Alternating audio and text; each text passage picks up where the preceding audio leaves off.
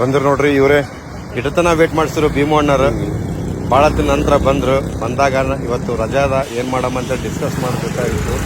ಬಂದು ಡಿಸ್ಕಸ್ ಮಾಡೋ ಟೈಮಿಗೆ ಏನಾರ ಫಸ್ಟ್ ನಡಿ ಕಾರ್ ತೆಗಿ ಅಂಥೇಳಿ ಕಾರ್ ತೆಗೆದೆವು. ಟಾಟಾ ಅವ್ರದ್ದು ನೆಕ್ಸನ್ ತೊಗೊಂಡು ಹೊಂಟಿವ್ರಿ. ನಾವು ಏನು ಮಾಡೋದಪ್ಪ ಇವತ್ತು ರಜಾ ಅದ ಯಾಕಡೆ ಹೋಗೋದು ಅಂತ ಪ್ಲ್ಯಾನ್ ಮಾಡತ್ತಿದ್ವಿ.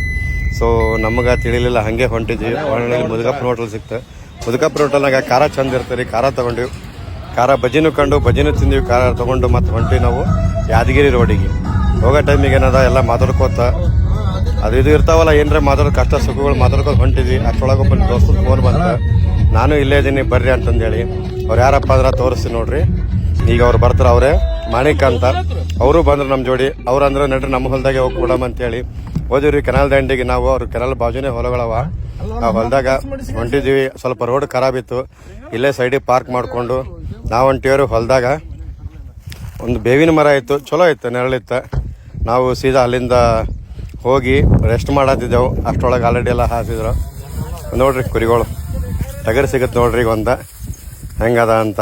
ಆ ಟಗರು ಮರಿ ಜೋಡಿ ಸ್ವಲ್ಪ ಹೊತ್ತು ಮೂಕು ಭಾಷೆನಾಗೆ ಅವ್ರ ಜೋಡಿ ಮಾತಾಡಿ ಆಮೇಲೆ ನಾವು ಮುದುಕಪ್ಪಂದು ಖಾರ ತೊಗೊಂಡು ಖಾರ ಬೀಚಿಟ್ಟು ಎಲ್ಲ ಮೆಣಸಿನ್ಕಾಯಿ ಎಲ್ಲ ಉಳ್ಳಾಗಡ್ಡೆ ಅಂತೂ ಮಸ್ತ್ ಟೇಸ್ಟ್. ಇವಾಗ ತಾನೇ ಕೊಯ್ದು ಕೊಟ್ಟಿದ್ದ, ಚಂದಿತ್ತು ಟೇಸ್ಟ್.